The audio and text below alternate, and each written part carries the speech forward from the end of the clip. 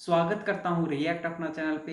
तो साथियों, आप में से जो भी नए हैं इस चैनल को सब्सक्राइब कर ले और बेल आइकन बटन को जरूर दबा लें। ठीक है साथियों, आज बहुत पावरफुल मैं वीडियो लेके आया हूँ जो हिंदू के साधु हिंदुओं के मंदिर को तोड़ा जा रहा है उस पर है साथियों। ठीक है, चलो वीडियो स्टार्ट करते हैं।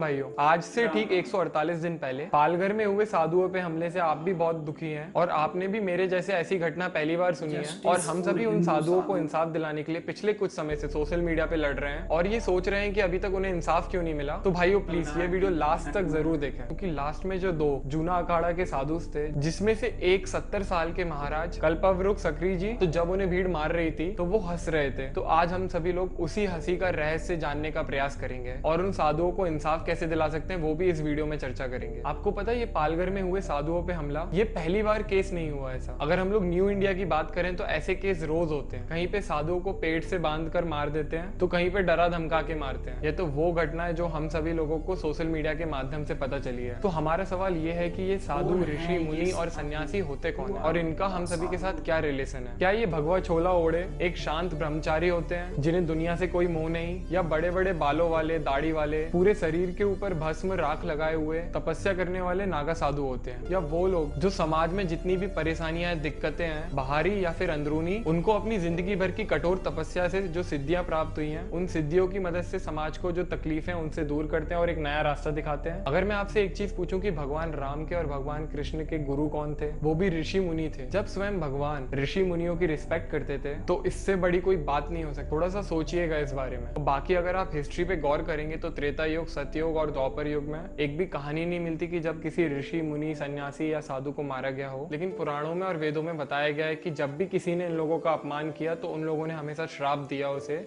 और उस श्राप से स्वयं भगवान भी नहीं बच पाते। तो इसका मतलब पिछले तीनों युगों में साधु ऋषि मुनियों की बहुत रिस्पेक्ट होती थी, उन्हें गुरु और भगवान के बराबर रखा गया। लेकिन अपन यही बात अगर कलयुग में लेके आते हैं तो अगर आप रिसर्च करोगे कि आपको ऐसे हजारों किस्से मिल जाएंगे कि जहाँ पे ऋषि साधु मुनियों को मारा गया है, उनकी बेइज्जती की गई है। और ऐसे हजारों किस्सों में भी ये लास्ट के 1000 सालों में मिलेंगे जब लुटेरे मुगल भारत आए थे। लेकिन आज मैं आपको उन्हीं में से कुछ ऐसे किस्से शेयर करूंगा। तो जैसे ही मुगल आए उन्होंने पहले दिन से ही हमारे मंदिर तोड़ना चालू कर दिए और जिनके ऊपर हमारे धर्म की जिम्मेदारी होती है उनको ही मारना चालू कर दिया, मतलब साधु ऋषि मुनि। ऐसे ही सन 1200 में जब बख्तियार खिलजी आया उसने नालंदा यूनिवर्सिटी जला दी। माना जाता है उसमें 8 लाख से भी ज्यादा किताबें थी जो महीनों तक जली थी। इसके साथ साथ उसने हजारों साधु बच्चों को मारा जो वहां पे पढ़ते थे और उन्होंने अपनी जान खो दी यूनिवर्सिटी को बचाने के लिए। ऐसे ही 1664 में काशी विश्वनाथ मंदिर पे जब औरंगजेब ने उसे तोड़ने के मकसद से हमला किया तो उधर पे औरंगजेब की सेना का मुकाबला किसी राज्य की सेना से नहीं हुआ बल्कि नागा साधुओं से हुआ, जिन्होंने पहली बार में ही औरंगजेब की सेना को बहुत बुरी तरह हराया। और इसी हार का बदला लेने के लिए औरंगजेब ने 5 साल बाद फिर से वहां पे हमला किया। और इस बार जब वहां पे साधु नहीं जीत सके तो जो मंदिर के महंत थे तो उन्होंने शिवलिंग को बचाने के लिए उसके साथ कुएं में छलांग लगा दी। और इसके बाद क्या हुआ वो पूरी दुनिया जानती है कि जब औरंगजेब ने मंदिर का शिखर तोड़ के उसके ऊपर गुम्बद लगा दिया। ऐसे ही क्या आपको पता है कि स्वामी विद्यानारायण कौन थे, जिन्होंने साउथ में 1330 में हरिहरा और बुक्का, जिन राजाओं को हिंदुओं से मुस्लिम कन्वर्ट कर दिया था, उन्हें ना कि वापस से हिंदू बनाया बल्कि बाद में उन्हीं राजाओं ने विजयनगर साम्राज्य की स्थापना करी। और हम सभी को पता है कि विजयनगर साम्राज्य कितना बड़ा और कितना समृद्ध साम्राज्य था हर चीज से। ऐसे ही सन 1600 में जो अकबर के सूफी मुसलमान थे वो हिंदू सन्यासी के ऊपर हमला करने लगे और उन्हें मारने लगे। इन्हीं सब हमलों को रोकने के लिए जो स्वामी मधुसूदन सरस्वती जी थे उन्होंने हिंदू सन्यासियों को अपनी आत्मरक्षा के लिए हथियार उठाने के लिए प्रेरित किया। बल्कि जब गुरु गोविंद सिंह जी के चारों बच्चों को इस्लाम ना कबूल करने पे उनको दीवार पर चिनवा दिया था, तो एक व्यक्ति थे लक्ष्मण दास, जिनके हाथों से एक गर्भवती हिरनी की मृत्यु हो गई थी। तो उस पाप का पश्चाताप करने के लिए उन्होंने अपना जीवन एक सन्यासी के रूप में बिताने का प्रण किया और बहुत कठोर तपस्या करी, जिनसे उन्हें बाद में सिद्धियां प्राप्त हुई। इसके बाद उन्होंने गुरु गोविंद सिंह जी के आग्रह पे वापस से क्षत्रिय धर्म अपनाया और उन्होंने उनके चारों बच्चों का बदला लिया सरहिंद पे हमला करके और जीत के। बाद में गुरु गोविंद जी ने उनका नाम बंदा सिंह बहादुर रख दिया और इसके थोड़े समय बाद उन्हें धोखे से फंसाकर पकड़ लिया और उनके सामने ही उनके बच्चे को मार डाला और उस बच्चे के शरीर से दिल निकाल के उनके मुंह में डाल दिया। और उसी समय सन 1600 में पूरे महाराष्ट्र में जब मुगल अत्याचार कर रहे थे, जगह जगह धर्म परिवर्तन हो रहा था, मंदिर तोड़े जा रहे थे, बलात्कार हो रहे थे, लूट रहे थे तो स्वामी रामदास जी ने पूरे महाराष्ट्र में जगह जगह हनुमान अखाड़े की शुरुआत कराई। बाद में उनने ही शिवाजी महाराज जी को हिंदू स्वराज के लिए प्रेरित किया। ऐसे ही भाइयों हजारों किस्से हैं। ये सब मैं आपको इसलिए बता रहा हूँ कि हमारे भगवान से लेके हर बड़े बड़े राजा या जिन्होंने भी मानव सभ्यता के लिए कोई महत्वपूर्ण योगदान दिया है, उन सभी के पीछे किसी न किसी ऋषि, मुनि, साधु या किसी सन्यासी का आशीर्वाद होता है।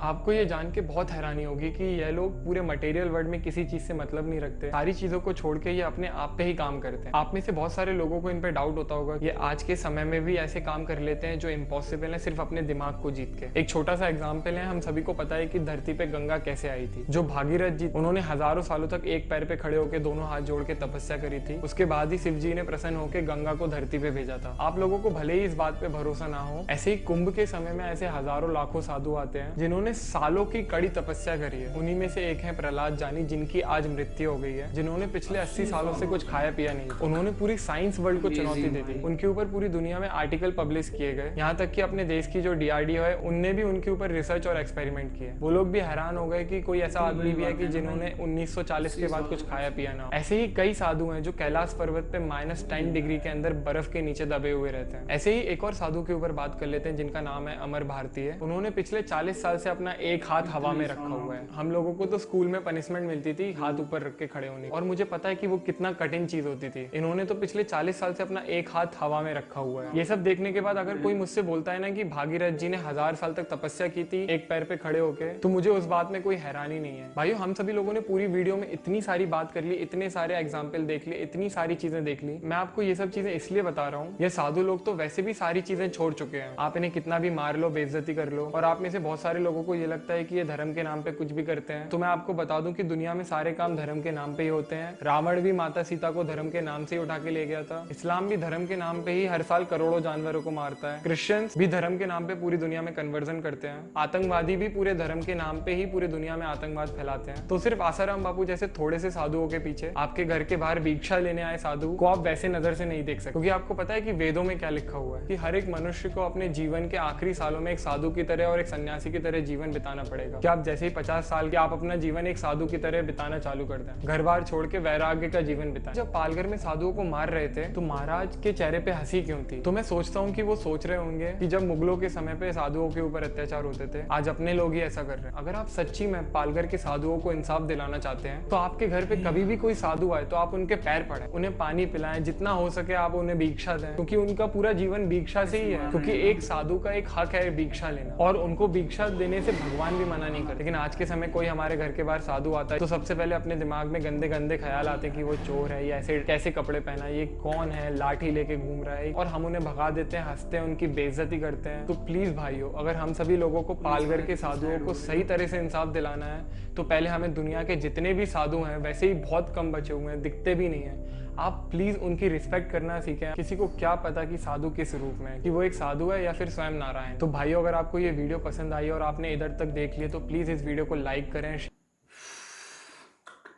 भाई बहुत शर्म की बात है हिंदुओं के लिए, सनातन धर्म के लिए। हमारे गुरु को, हमारे साधु को, हमारे मंदिर को कैसे तोड़ा जा रहा है। भाई ऐसे ऐसे इतिहास गवाह है, जो साधु हैं वो इतने साल तपस्या की है ना, हाँ तो इतने साल हाथ हवा में रखे।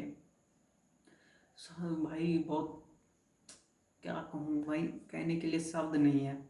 फिर भी गाइस, जहाँ भी जुल्म हो अपने हिंदू भाई को सपोर्ट करो, ताकि हम भाई अभी, हाँ कुछ दिन पहले की बात है, बंगाल में हिंदुओं को भगाया जा रहा है। पहले कश्मीर में भगाया गया था, अब हिंदू को बंगाल से भगाया जा रहा है। तो साथियों, हिंदू जितने भी हो, एकत्रित रहो भाई, कुछ भी होता है हम लोग इकट्ठे होंगे, ठीक है साथियों। तो आज के लिए इतना ही। जय हिंद।